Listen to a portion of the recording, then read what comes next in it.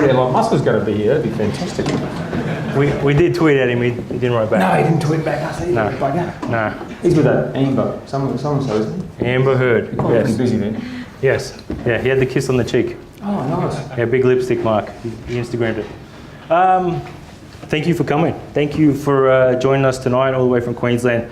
I always start with a question about your background, and specifically, was there a mother or father that was an entrepreneur? No. Dad was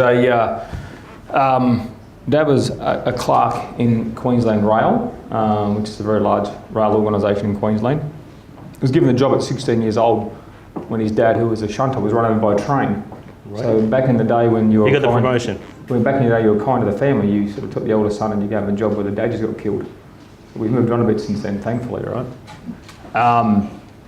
So I said, no, Mum was stay-at-home mum. So, yeah, no. So when do you think, usually, speaking with people, there's some sort of moment in their childhood, or can you remember this moment when you kind of got hooked as like being an entrepreneur? It wasn't in my childhood. When I was about 22, 23 years old. In my childhood, I wanted to be a soldier. I was a soldier for 9 years. Right. Left high school, joined the army at 15 when they could recruit 15-year-old full-time soldiers. Thank Christ they can't now. It's terrible. I enjoyed soldiering, but you shouldn't recruit 15-year-olds. I was a computer user group meeting in Adelaide. This really weird operating system called Linux. And someone had managed to install X Windows, and I saw the first browser, and the first version of CGI had just been released, and so it was interactions between a server and a browser, and you just knew instantly this is just a far easier way to communicate between a computer and a person, and the world was going to change. How much it changed, I made some predictions back then, subsequent to that in the first few years. You could see easy things going online, like certain sorts of commerce, books, CDs, for example. CDnow.com was huge back then. It was before Amazon. Did I expect dresses and shoes and shoes? Good on you, Steve. Shoes and mattresses, and what Amazon's doing. We've just spent 2-3 weeks, 5 weeks in the US, and Amazon is just unbelievable. Next day delivery of whatever you want is phenomenal. And so Woolworths, Coles and Harvey Norman's going to burn, and I'm looking forward to watching the fire. I've dealt with Woolworths myself with my import business, so I know they can be pricks. No one from Woolworths. That's their motto. Sydney. Yeah. We can be pricks. Yeah, we can tell you how much we want you to pay. And but do you find that there's been any parallels between the army and entrepreneurship? No, not at all. Give me something to work with. I took certain lessons out of the army. So I took a love of alcohol, which is probably not a good thing. I took a very black and white definition of mateship and what it means to get shit done. I have an amazing ill tolerance of people turning up late. In the army, if you turn up late, you might as well drive yourself straight to the jail, because that's where you're about to get sent afterwards. You just don't turn up late. It's that simple. And it's just a common courtesy that I found. It's very hard to get nowadays, let me tell you. Huge on procedure. I love procedure. I've loved all my businesses. I insist on paper manuals, and people almost in horror. What do you do in the paper manual? Well, it starts electronically. It starts as a Word file and gets turned into, you hit print and out it comes. It's there. You never have permission to do the wrong procedure. If the manual's wrong, you fucking change it and you do it right. So if you're hit by a bus tomorrow, someone can step in. You know what you've got to do every day to have a productive day at work. So ultimately, you're there to be productive and profitable for the company. If not, you're in trouble. In fact, the company's in trouble and you're all in trouble. So the army was huge on repeatable quality. And so manuals are repeatable quality. Yeah, I very much like the E-Myth. That anyone read that? Love it. E-Myth, yeah. Good. I've only read 3 business books. That's your Bible. E-Myth. Actually, Roger Montgomery's Valuation is fantastic, and Colin Powell's book, I think, is actually almost a business book, to be honest. He's got a lot of good advice in there. Yeah. So anyone who hasn't read it, like the. Basically, Gerber's the author. Yeah, McDonald's is probably he thinks McDonald's is the best business ever because not for food. Not for food, no. But because a 15-year-old can run a multi-million-dollar business because of all the procedures in place. Yeah. Moving forward, and the big thing there is, if you have a business that needs rocket scientists, you're stuffed up because they're hard to find and they're expensive. Exactly. You've got to boil the job down into the most lowest common denominator you can employ for that role. Right? A lot of times it's quite a highly skilled person, but it's the lowest common, it's the lowest skilled person you need for that role. You've got to boil it down that far, otherwise ultimately you'll go broke. It's, back in the day Montgomery Ward did it and Sears did it. Now, Walmart's done it and now Amazon's doing it. They're making shit cheap and you've got to do that. Moving forward to your first venture, BIOS is something you had something like $11,000 in your pocket to your name. You went to do this, SENet was the first business. Can you go through the story there? And yeah, literally, I was serving soldier in Adelaide. I looked over someone's shoulder at a computer user group meeting. I can probably still drive it out of the house this day. And it was actually literally his back garden shed. We used to bring computers there and install Linux. And I saw they had that holy shit moment of the world's going to change. And a couple of days later, I had a plan in my head and worked out what modems cost, what computers cost, and I still hadn't used a web browser at this point in time. Pitched the wife, the fiancée at that point in time, my beautiful fiancée at that point in time, and fully thinking she'd say, "Are you fucking crazy?" No. And she goes, "Yeah, cool, that's great, let's do it." And then it's like, fuck, no, I've got to do it. I had a small problem because I would have been in, I probably still had about 15 months to serve on my 9 years, because I signed up for 9 years. So what's worse than recruiting a 15-year-old into a full-time military service? Recruiting them for 9 years. So that was my thing, I got recruited for 9 years. And so I had still about 15 months to serve, I want to say, at that point in time. We started the business in November 94. I wasn't due to get out until January 96. I had a really good boss who got me out in September 95, a bit early, because the business was just going gangbusters. So he was a good bloke. Pete Shanks, who was a lovely man. Went and bought, $10,000 worth of bits and pieces, installed them in an Army Marriott quarter without sort of telling the Army, because I knew they'd say no. So no point asking, just go and do it. Then got it all installed and literally drove. So I did the marketing of the day, which is basically getting in your car and getting your skates on and going to computer shops. And back in the day, in every suburb used to have a computer shop on the corner. You go down and we put flyers and floppy disks in computer stores. And people started dialing, 2 weeks before someone dialed in, it was like, oh, what have I done? And then someone dialed in and I went, I've got to charge them. I didn't know how to actually build them. And so I went out and bought 2 books. I bought Internet for Dummies. Bash programming. So the O'Reilly book series. So Bash programming, and Perl. I don't like Perl very much. I prefer Bash. So I literally wrote my first. If people know what Bash is on Linux, I imagine there's a lot of developers out there. It's like DOS command prompt, but it's probably smarter. It's a lot smarter than DOS command prompt. Give it a challenge.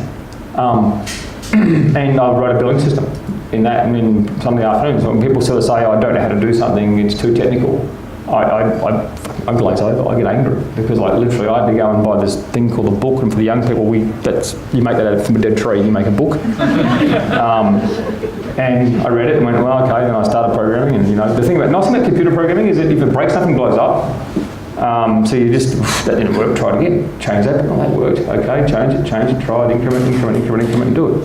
So people who need to learn how to be software literate and don't, I find to be the worst little lazy. So you managed to get the first customer comes on, managed to figure out how to charge them. Back in the day when it used to cost $20 a megabyte to download. $20 a megabyte, how's that, eh? So, bloody expensive. Nowadays, NBN's only $20 a megabit per second, which is still the most expensive bandwidth in the world. So don't start me NBN, we won't go there. All right. Don't ask any questions up here either. So tell me, how did it get to? It started to work, right? People started. The business was successful. Yeah. Tell me about the growth. Tell me about coming out of that. So I started in November 94. I took a month off leave with that pay from the Army in May 95, and it just went nuts. Went absolutely nuts.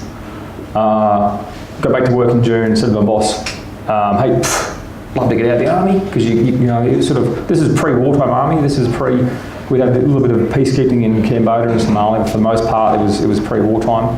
Pre-Timor, and then the whole Middle East kicked off, big time. So it was a very, very boring army. instead of a boss need to get out, our unit, which was 16th Air Defence Regiment in Woodside in South Australia, had an establishment, had roles for 6 of my trade. My trade was called Technician Electronic Systems Ground. We fixed everything except radio and radar, effectively. So we fixed air defence systems, we fixed cryogenics, we fixed tanks, we fixed compasses and binoculars, which are really fucking boring to fix. and he's gone, and I was 1 out of 6 left. And I've gone, I need to get out. And we're the air defence unit for the army. I can't let you go. Which is, yes, I get that. So he said, look, if you go on this next exercise, which is 3 months away, and you're a good boy, I'll recommend you early discharge, which is the best I could hope for. And I was in that exercise for 2 days, and I got a signal, which is like a fax. I got a fax basically from the army, basically authorised my discharge 10 days after I got back. So he put in a request to understand what would it take for me to get out when I got back. And Central Army Records Office said, okay, we'll discharge you. And they literally discharged me when I got back, which is great. So I had the best exercise ever. What question am I answering here again? The growth of the first startup from that first person dialed into... Yeah, so that exercise, literally I had the NEC Sports mobile phone. Remember the NEC Sports mobile phone? It was about that big, probably a little flatter, and had an antenna that went to about there. As I was literally doing tech support from the bottom of a rifle pit position outside of Tyndall Air Force Base in the Northern Territory for 3 months. People were ringing up saying my trumpet windsock. Who remembers trumpet windsock? Trumpet windsock, Eudora, it doesn't work, all these old things before the internet got really easy to use. My modem won't dial in. I was actually doing tech support from, with camouflage paint in a rifle. So got back, got out. How stupid is this? So that was just the point of the army. The army was going from between the two. The army went from the old Vietnam era rifle called the SLR to the new rifle called the Steyr, the sort of space age piece of plastic shit they carry nowadays. And when I got back from that unit, the unit was very busy, and our unit had to send one guy on a conversion course from the SLR to the Steyr. I was getting out in 10 days. For 5 days, they sent me on a conversion course, so I got to operate the new rifle, and I got out 5 days later. So your tax dollars at work. Got back, got out of the army. We ended up actually, I picked up a co-founder, so the guy who was actually looking after my business technically while I was gone, really good programmer, really good mate still, Chris. He came on, he injected some capital, he came on as a 45% co-owner of the business. We moved from our suburban house into the city in Adelaide, opened the doors, and literally we just opened the doors and it was a berserking melee. Every day there was queues.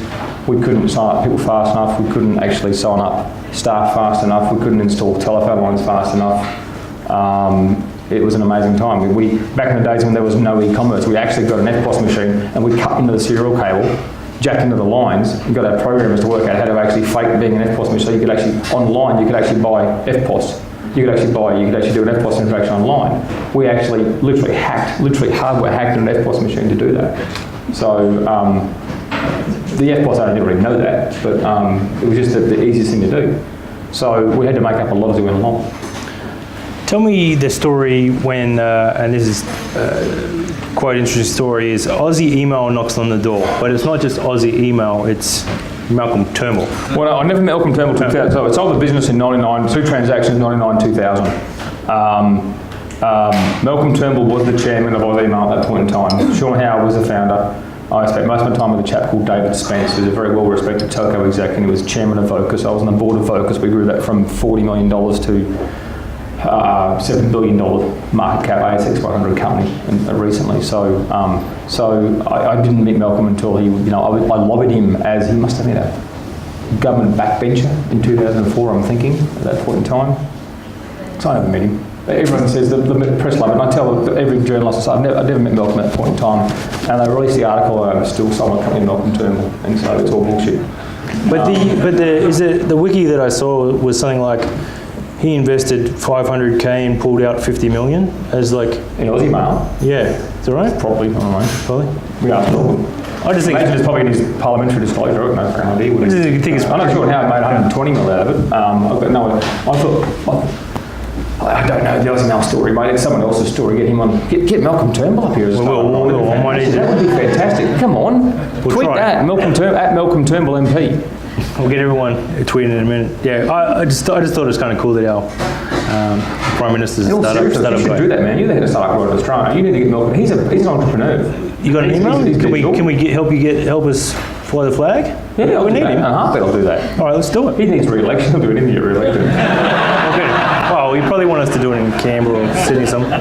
We'll get So, it. yeah, you would, right, though. Who cares where it's No, I'll you do it can wherever you want. Darwin, you'll go there to Darwin, right? Who Yeah. gives a shit? Yeah, exactly. Yeah. All right. So next step, guys. Sorry. No, good. But Aussie Email acquires you. Does this take the pressure off? Was it like an acqui-hire? Did you become part of No. So we were seen as. I think a lot of people view this as a very the sale. There was a lot of people selling their companies for script at the time for their 20, 30, 40, 100 million bucks at the time to absolute unknown companies. We wanted cash, and with cash, it just put the price down. And so we took what everyone thought was a low price. And then, sort of 8 months later, the .com crash happened, and it was a great price because it actually was cash. No one took it off us. So that set us up. That cleared family debts. That made us quite comfortable as a family. We moved back to Brisbane from Adelaide, which was great. Aussie Mail proceeded to destroy the business, as all acquirers tend to, which is a real shame. Or they ran it their special way, which is not that special after all. That was sad.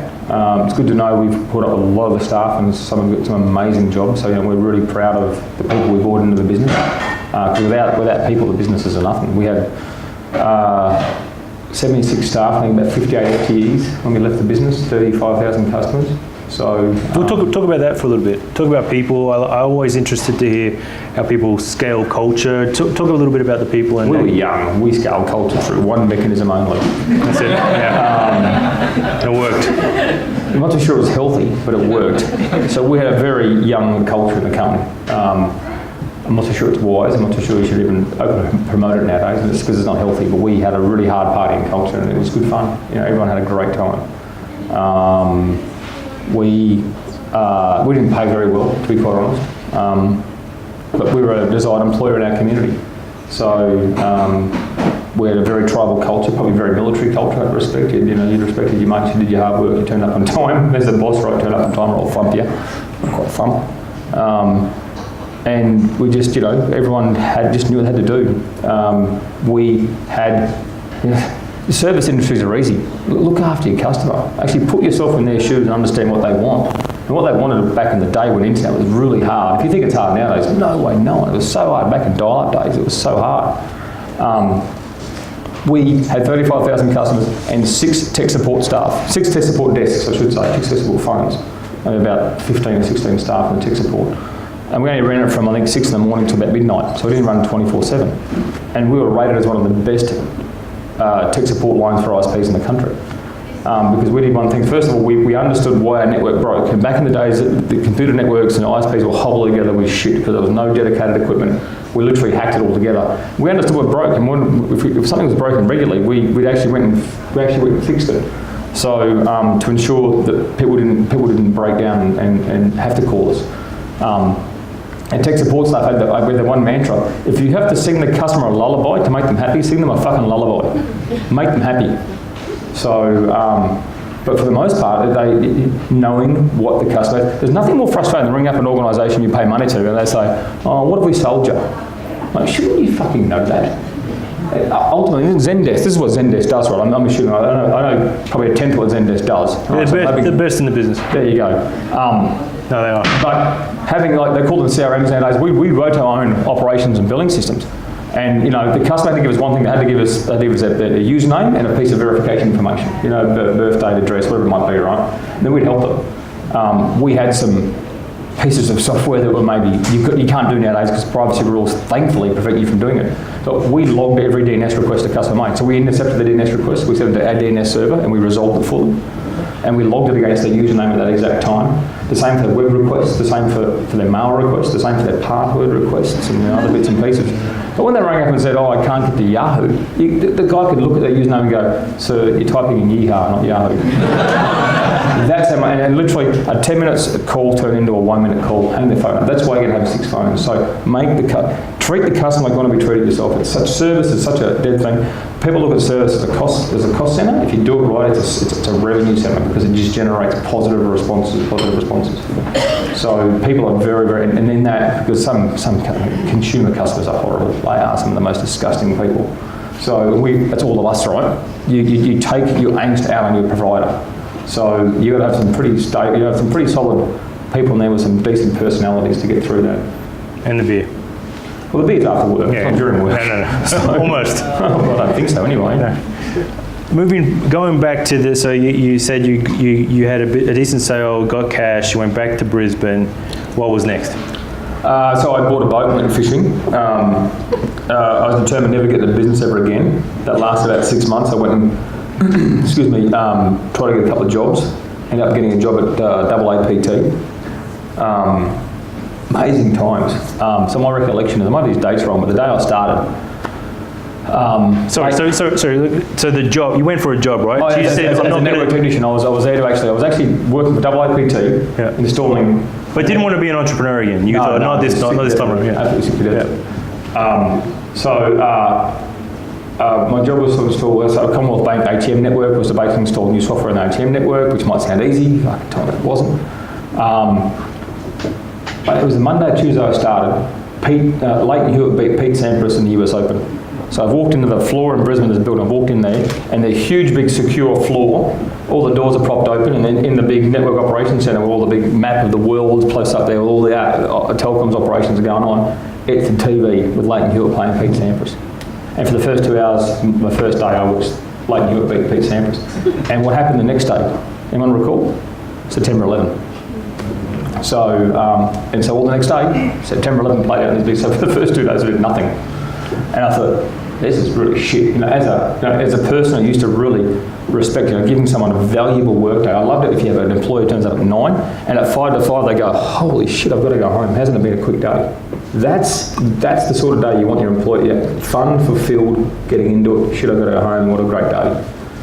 Not my experience from working. So I realised at some point there I was unemployable, and had to get back into business. So yeah.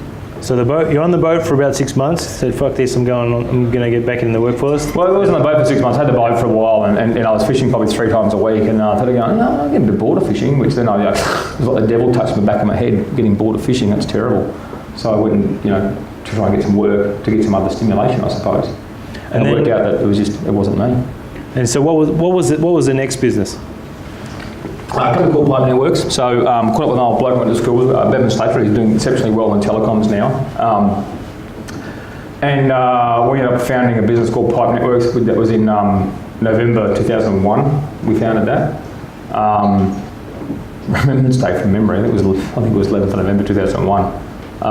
And we were building carrier neutral pairing points for internet service providers, which is a very wholesale service between carriers and telecommunications providers. Very, very high revenue, very high margin service for us, not so much for them. And as a part of that, we needed to build and operate fibre. It was more cost beneficial for us to build and operate fibre optic networks. So we ended up doing that. Actually, can I have a beer? Another Peroni? Is that all right? And so we did that. We started that company in 2001. We also built some small-scale data centres. So all in Brisbane, this? We started in Brisbane, and next one was in fucking Hobart of all places, which is really surprising. But someone paid us to build one in Hobart. People got a beer for him? Chris, sorry. It's coming. It's all good. It's on the way. Look at this. And we built fibre as well. Thank you very much. Cheers. I think we get the annex gets to pitch you a little bit later for that. That's all good.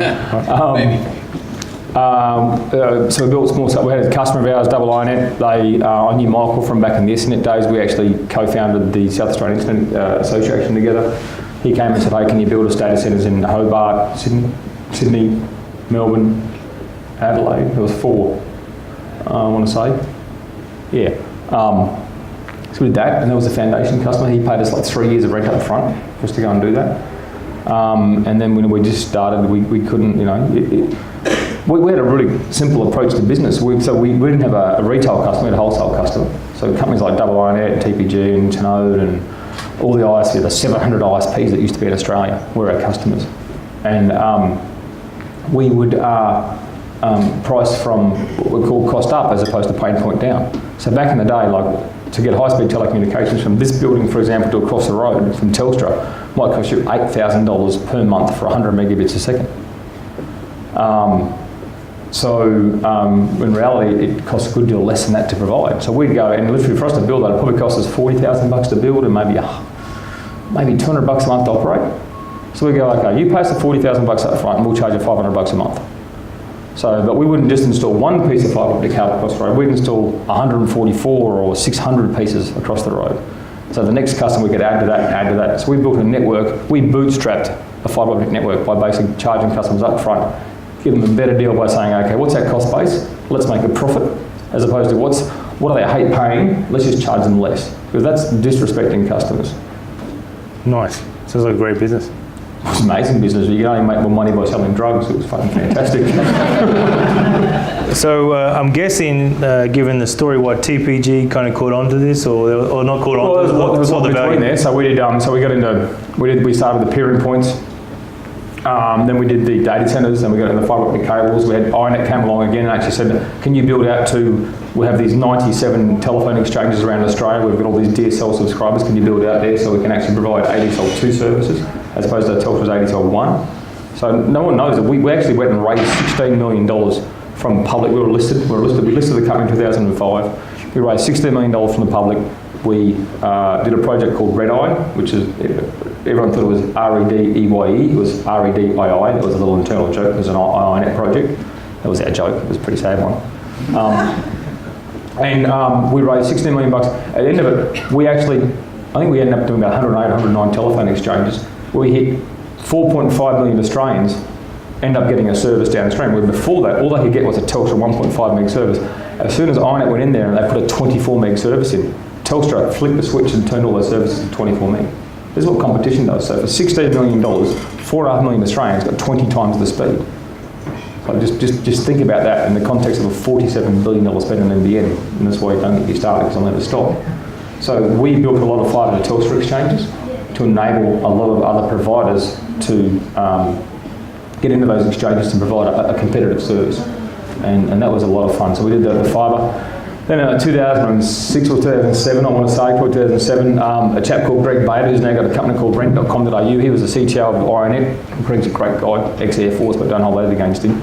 And he sort of said, it was a shame you guys weren't around 5 years ago. You could have, because there was a whole bunch of distressed cable assets. There was a cable that went from Brisbane to Sydney to Melbourne to Perth called NextGen, with the chance to buy it for 30 mil back in 2003. We didn't have 30 mil. That was our problem. But it was an $800 million asset that was up for sale, distressed at 30 mil. And if we were at that stage 2 years later, we could have bought it. That was the sad part. He said, why don't you look at building a cable to the US? I'm like, fuck, cable to the US? How far is that? I think so. We pulled out Google Earth and went, oh Jesus, and drew the line and went, it's about 14,000 kilometres. And did a few searches on press releases about what submarine cables cost to build, and we worked out, it's about $220 million. Oh, that's a bit much. But then we looked at all the submarine cable maps, and there was a submarine cable going from US to Japan, and there was a T that went down to Guam. Guam's this place in the Marianas Islands, up past Marianas Trench, 9,503 kilometres north of Sydney, as it turns out, as the cable goes.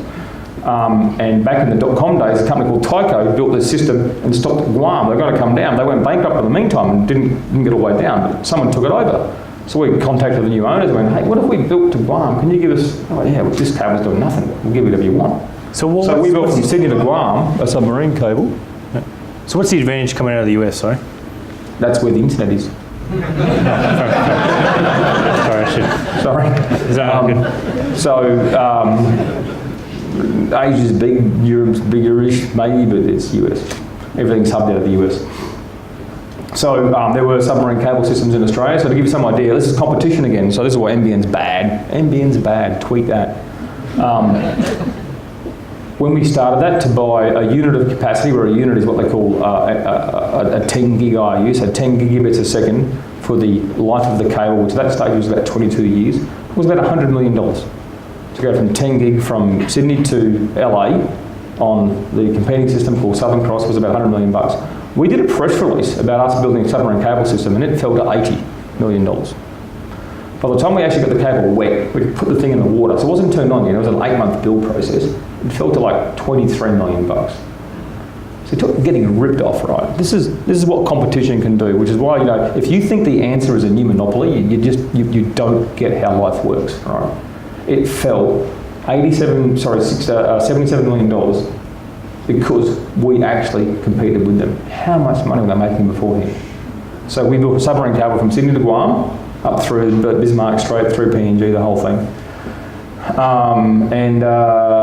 The biggest thing about that project, I'd say, is if you know that the GFC is 8 months away, don't start a $160 million US project, because that almost killed us.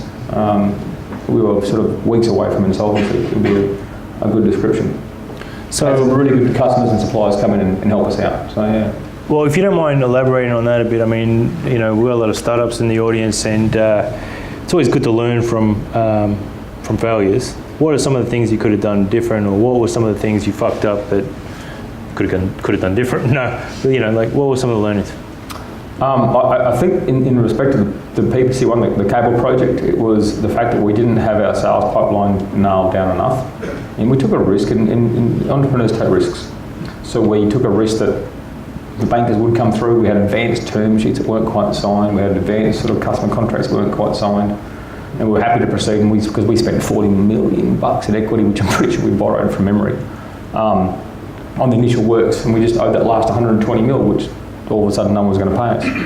So that was the issue at heart. In the end, we got our vendor. We spoke to our vendor. We spoke to our supplier. This is one reason, if you're in business, this is one reason you don't piss your suppliers off, right?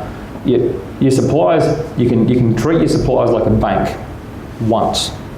Right, so if you sit there and you game the invoice, and if they get a 30-day of terms, you don't pay on time, you ring up and say, I'm sorry, I lost your invoice, can you send it again? All the bullshit thing that small companies do, right?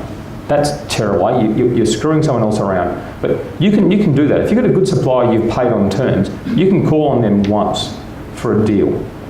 Right? If you've done it before, when you don't need to do it, then you're in trouble. In this case, it was it was Tyco Submarine Systems who built it. So Tyco used to own the cable. They actually since sold it to an Indian company, but Tyco was a very large, still exceptionally large multinational conglomerate. They still had their submarine building arm, so we're using the Tyco submarine building arm. And we basically rang them up and said, look, we're in this spot, and they said, hey, we'll give you vendor finance. You've been good to this point, we'll give you vendor finance. We'll basically bank you. There's a bit more to that. I've got some confidentiality stuff that probably still lasts. But one of our customers tried to screw us and tried to screw them. So they basically vendor financed that out of revenge for a common customer, who might be the world's largest search engine. So don't treat your suppliers appropriately, and when you need to, you can lend on them once. And so save it for the day you need it. So fell on hard times, managed to get through, and then... So hard times, so we listed the business in 2005, we listed it at 40 cents. So when I do startup investing now, the valuations of startups is always mythical in some respects, right? We did a pre-IPO capital raise in November 2004. We raised $500,000 on a $5 million valve, excuse me, for 10%. We were forecasting and had a $900,000 net profit after tax, not EBITDA or some other mythical profit, but after we paid the tax man and everyone else. So it was an amazing number to raise on. We listed on a post of 13 mil, I want to say, at 40 cents. Within 3 weeks, we had a $1 party, so we went from 40 cents to $1. We got the $4.80 submarine cable GFC went to $1.80, so talk about happy times. And then we started the process to sell the company. When you were in trouble, we had to find $120 million, and that wasn't coming easily. If we could raise it, we would have actually just destroyed our value in the company. So we engaged some investment bankers to sell us, and they managed to conduct a process and by the time we sold for $6.30, about 14 months later. Probably not less than that, probably 10 months later, when we got the offer anyway. They could have been selectively leaking information along the way. I don't know, that's why I have an investment banker. You don't know what they do, they're a black box. So, but amazing to go from 40 cents, $4.80, $1.80, $6.30. Could have gone to shit. Well, it went to shit at one point. It didn't stay shit. So that's probably the lesson. It doesn't stay shit. Are you familiar with the book Hard Thing About Hard Things? I've heard of it. In Horowitz. Is it, if you're ever having trouble with your startups, you got to just think about these stories. Or Ben Horowitz talks about the Nasdaq, calling him and wants to deregister the company. Someone just coming to work one day and all your shit's just collapsed by 200 mil of stuff. Just helps put things in perspective with your own startup. So the biggest thing we did was like with the submarine cable project, and this is a business partner, Bevan, was inspired. We all hated it, but ASIS, so the company's going, let's do a daily blog about the progress of submarine cables. You're fucking crazy, it might fall over. He goes, yeah, but no one's believing we're going to build this thing. Let's put a fucking webcam up on the side. but if we don't, yeah, well, fuck it, what's it matter? If we don't, we're fucked anyway. So, okay, that makes sense. And so we did. Daylight is the best disinfectant ever. Just tell your stakeholders. In that case, we were telling the world, our customers, and probably our staff, our shareholders, and our customers, probably in that order in our heads, what we were doing. And we had that much faith, I suppose, in the project that it was going to happen. So we had no issues with showing people because why? This project's not at risk. What are you talking about? Come and join on board. And so that was mildly, it was bloody inspired, to be honest. So, yeah. Is that how you think the share price started going back up? No, I think Macquarie were leaking like a sieve, and they were just telling people what they wanted to hear. So we turned down a few offers, maybe 2 or 3 offers along the way. I think at one point we turned down, I think we were like $2.60. We managed to get the price back to $2.60, and they said, it was USP firm. And they said, we thought you were pretty good value at $2.20, and they came back at when we were $3.50. They said, I wanted you at $3.30. I'm like, dudes, we're not getting any fucking cheaper. Get in now, right? So that process went for a long time, but we got a really good result in the end. So is the exit at the end while you still got the 630? Is it this bittersweet thing because you got money, you made a profit, but you've just given away something you've been working on for 7 years? No, so I left there as a full-time executive in mid-2008. There was only one deal left for me, and Bevan wasn't going to give up the CEO. So I left and went and worked with Google in California for a year. Got there 3 weeks after Lehman Brothers fell over, which was bloody surreal, to be honest. Had a great time, saw how Google worked. And anyone who thinks they want to be Google, you could do that. You've got to have $20 billion a quarter in revenue first. Don't do what Google does, because they've got amazingly defensible IP that generate stupid amounts of revenue. Think you can be Google, you're on drugs. A lot of fun. We came back because the Californian Revenue Office and the Australian Revenue Office were fighting about who wanted more of my capital gains tax. So I was going to pay CGT in Australia and additive in California, not US because of the double tax treaty, but as California wanted to charge me CGT on my worldwide income, which was another 10% to California. That wasn't going to happen. So I ran home that afternoon. I needed a stamp for the passport and I got one. So, and back in Brisbane at this time? Yeah, back to Brisbane. We came back for about 10 days and went back and packed the house up. We went back on a tourist visa and packed the house up effectively. Came back in early 2010. The settlement date was March 2010 for the sale. A strange day because it was just like, it was a general meeting of a it's like an AGM. If you've been to a listed AGM, you vote and all of a sudden it's gone. And and you wipe your tears with a check. So the Brisbane. Let's talk about Brisbane for a little bit because you're very much fly the flag for Brisbane. Queensland for Queensland. Queensland. Sorry, not just Brisbane. You set up River City Labs. What's the passion there, and how's everything kind of evolved for you up in Brisbane and the tech scene? Yeah. Look, I think it's going well. There's probably some parallels between Melbourne and Brisbane. Melbourne's obviously got a larger population base, so it makes it a bit easier. These things need scale, otherwise they're just really hard to do. So I came back in 2010, once again determined not to get back into business ever again, although I had a bit more cash behind me this time. And but wanting to relight my networks and understand what was happening, so I started contacting some people I knew, started mentoring them, and did a couple of investments. I started looking at more businesses in Sydney, where there was the fish burners operation. A few were housed out of there. I thought, well, this is pretty cool. I need to go and find the fish burners in Brisbane, and it just didn't exist. There was this horrible thing the university had done in like an old corporate, dusty, horrible, shitty building, with the whole tile roof, a bit like that now I think about it. Shitty grey carpet, the entire thing. I thought, well, this is pretty sad. They call it an incubator, and to me, incubator is like life support. We don't put shit on life support. We want to actually make it grow. So when I thought, well, I looked at the fish burners model, I thought, well, how hard can that be? Decided to make it a not-for-profit because I wanted members, not customers. I think it was a very important distinction. And launched River City Labs in 2012. Yeah, so 5 years. 550 metres of co-working space in Fortitude Valley, which is like sort of the last grungy part of Brisbane City.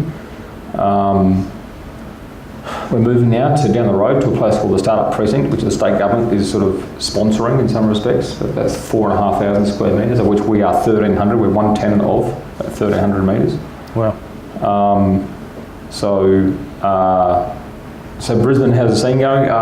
We started working with the previous state government, the Newman government. They actually had a plan eventually to spend $500 million in the tech sector over about sort of 8 years. They didn't get re-elected. The new government, the Palliser government, came out and continued that same work. They called it something different, and they sledged the previous people. They called it something different. But they spent now 463 over about 6 years. So very comparable programs, I should say.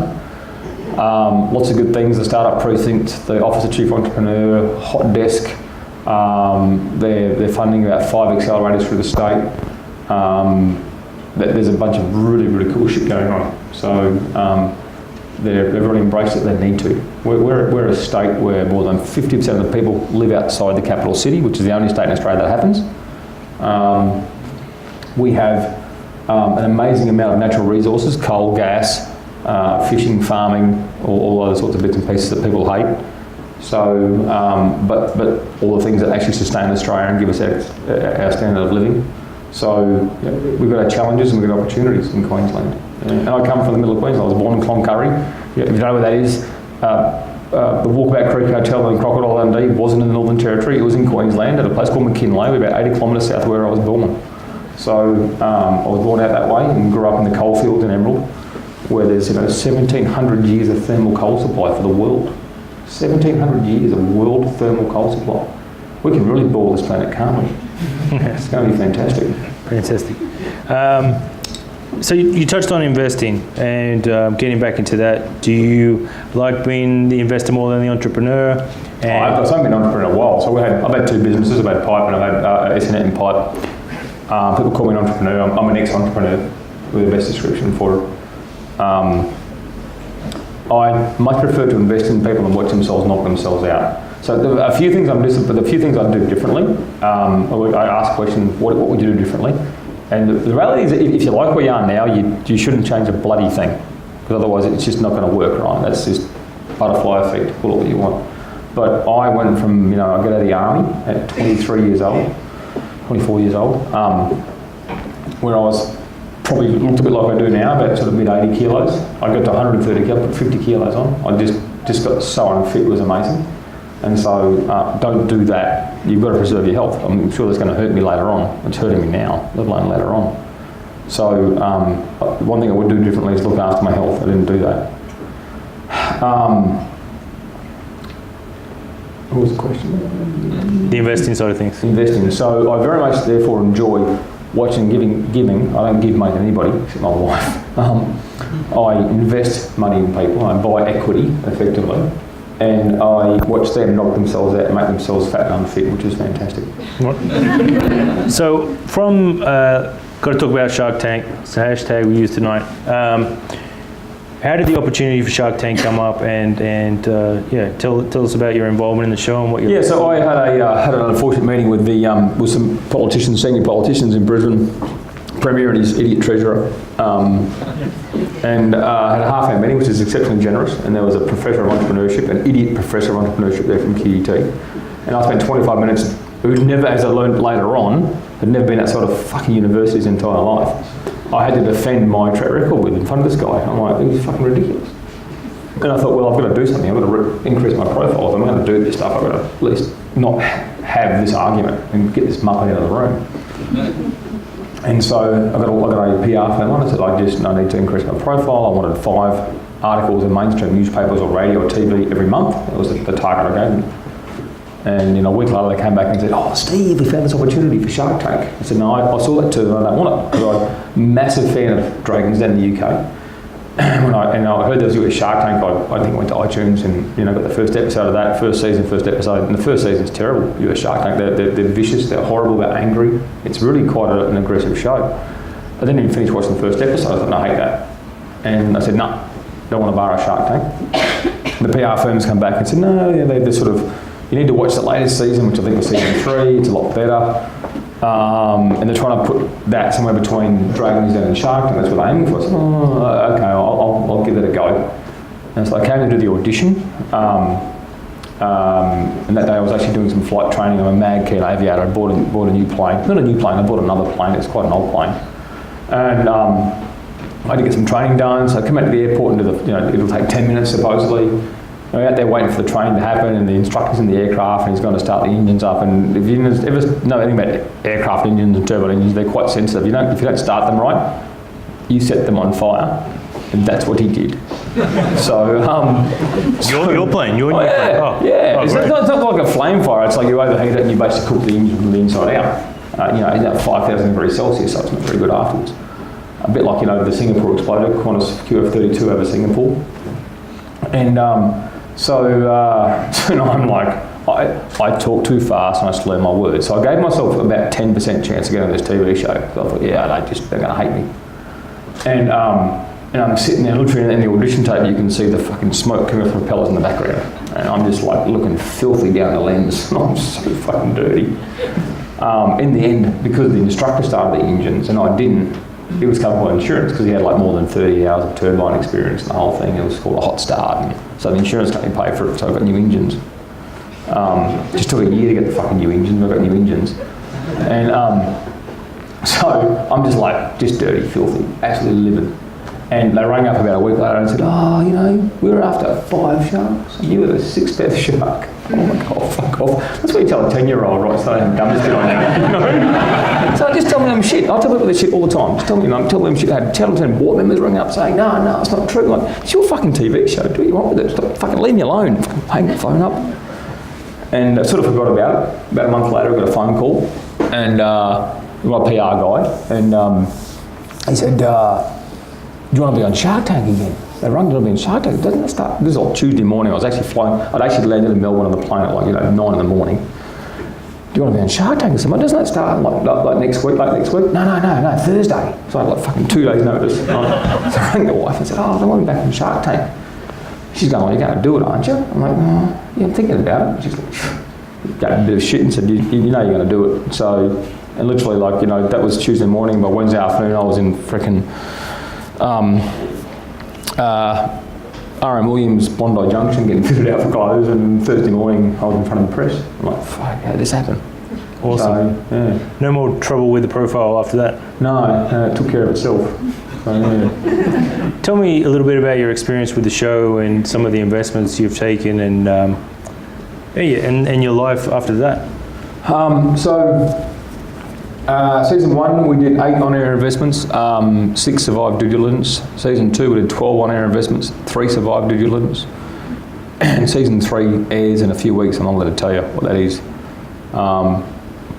So I've gotten a really good experience with FMCG, fast-moving consumer goods, food and beverage businesses, which I wanted to invest in those. I probably no longer want to invest in those types of businesses. They're hard. They really are hard. I mean, inventory. What is this inventory and cash flow you speak of? Don't people just pay every month to do something? No. We get those good terms from Woolworths again there. No, Woolworths, mate. Woolworths and Coles are a disease in Australia. Please don't tweet that. But retail's tough in Australia. It's a bloodbath in Australia. It really is. So the business that I've got out of there, I've sold one of those for what I paid for it. Thank the Lord. I've got one that's great, Car Next Door. Season 2, Car Next Door is amazing. It's a tech startup. Car Next Door is fantastic. They're Sydney guys. Awesome. Sydney guys? Yeah, Sydney guys. Yeah, they're just bloody awesome. They've got operations here as well, like in Brisbane too. Bloody amazing business. Not amazing. I'm in there. It must be a good business now. Think about it. And a few other solid ones, to be honest. But they're businesses that move plastic bits. They're tough. They don't grow like tech startups. They grow slow. They grow hard. They've got constant cash flow demands. So I've got people who make a go and are successful in that space. I've got so much admiration for. So it's bloody hard. I get mostly tech startups here, a few consumer products and stuff as well. But what ticks the box for Steve Baxter? If people are going to come pitch you, you're going to probably harass you after we finish. So I'm just if you can clap and goal from your hands, I'll invest in you. People. So I don't really care about your idea, to be honest. It's more, and in fact, I had a really good lunch day with an investor chap I've met in San Francisco. He's an Australian chap who's got an Australian family, comes back once a year to catch up, and I've been catching up with him since 2002, so for 5 years now. Think about it. There you go. 2012, sorry. He goes, well, you've already broadened out what you've invested in. I said, well, I don't, because I don't invest in silos. I don't invest in AI or medtech. I invest in people. So, good people, really good people don't pursue shit ideas. That's the reality. So it's about the people. Nice. I'm going to take some of these questions up here. What's the toughest business decision you've ever made?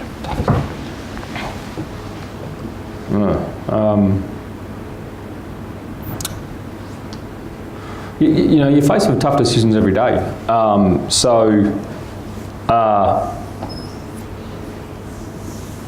never had to lay people off, which is nice. I've sold businesses where they've been sacked hand over fist. I wasn't there at the time, so that was hard. Toughest business decision ever made. You're probably leaving Pipe, knowing that it was time for me to get that business. The time for me as a founder was done. That was probably the toughest and ultimately the best business decision I made. Nice. If you could take your knowledge back to the beginning, would you still invest this 11 grand the same way? Oh yeah. If you like where you are now, you can't change it. I just wouldn't be as fat through the process. This is a good one. You had your mate as your first business partner. It worked. Would you do that again? And what do you look for in a business partner?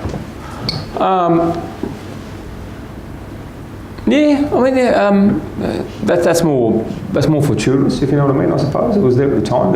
We don't have this. We didn't have this back then, and this is amazing. The fact you've got this now. I mean, you've been doing this for more than. This has only really existed in the last 3, 4, maybe 5 years, where you've actually had these people who get together and all offer advice and get together and you can talk. This is surreal. You used to exist in a very bloody small silo. So you took who you could find, and the population in a place like Melbourne of this might have been 5 or 10 people. So I think you can find a founder in that is you're fooling yourself. So a lot of serendipity in those sort of arrangements in some respects. So yeah, once again, it worked, so you can't change it. Would I do it again? All things being equal. I would have stayed at high school. I would have finished. I would have gone to university. I would have done things smart. So you can change whatever you want. But yeah. Why don't Australians get the same support and visibility in Silicon Valley? Well, that's if you agree with. Have better ideas. What a silly question. Have better ideas. Do you think you're actually smarter, more clever, or people in Silicon Valley are lazier? What a crazy question. Australian startups are fucking entitled. Why won't you invest in me? Guess what? Your idea is shit. It is. If someone, you forget what the basic transaction is with an investment. You forget what the basic transaction is. You are not getting an investment, and people say, well, you give me money. I don't give money to fucking anyone except my wife, as I mentioned before, right? I've got 3 daughters, that's going to change too. But I buy your equity. Your job is to sell me your equity. If I don't believe your equity is worth what you're charging me, I am not going to buy it. I am the customer. Guess what? I'm not wrong. If people don't buy your equity, there's something wrong with your equity. Get over it. That's an entitled question and I hate it. What current technology? Oh, hold on. What was your biggest success? This will get you back on a cool, chilled out vibe. And how have you learned from it? Biggest success. I mean, Pipe Network is obviously the biggest success. So, how did we learn from it? I took lots of learnings from it, I suppose. Once again, always treat customers well. We had wholesale customers as opposed to retail customers, so it's a different sort of customer service. Repeatable quality, once again, was what we learned a lot about. So lots of manuals, and we had an exceptionally procedure-intensive business. We dug the street up and laid fibre cable. That's a lot of process there, right? So we were listed on the ASX. There's obviously rules around that. So none of this is hard. It's just what I call elbow grease. You just get in and do it. You follow the bouncing ball, and it'll actually work. So what I learned is, the biggest thing in business is don't believe the bullshit. I mean, we were told, my God, we've been told some bullshit over the years. We've been told, it's impossible to become a telecommunication carrier unless you've got $100 million in the bank. No, pull out Schedule 3, Schedule 1 of the Telecommunications Act. There's the form, send it in, send them $10,000, they mail you back a carrier certificate. You're a carrier. I can let you go to your place, dig your backyard up, and you can't stop me. You have the power of Telstra, right? It's fantastic. A bit more paperwork than that, but it's about that simple. We were told we couldn't list unless we ran SAP or the other stupid thing, Oracle Financials. We use QuickBooks. To the day we sold, we use QuickBooks. Don't listen to the bullshit. They said, it's going to take you $5 million to list. It cost us $375,000, including underwriting. Don't listen to bullshit. If you go to your barber and ask, do you need a haircut? What's your barber going to say? Yes. Yeah, there you go. What's a Warren Buffett or a Charlie Munger quote? I'm not going to claim that one. That's right. If you go to a lawyer and say, what's it going to cost me to list? He's going to say, it's going to be $5 million. Especially if you come to me, and he's going to recommend 3 guys who are going to give you a very similar quote. So just be fucking clever about it. If you get competitive quotes for your plumber, get competitive quotes for your lawyer. So just be clever about it and don't listen to bullshit. I want to end on that one. I want everyone back on their feet. And a big thank you to Steve Baxter for coming out tonight.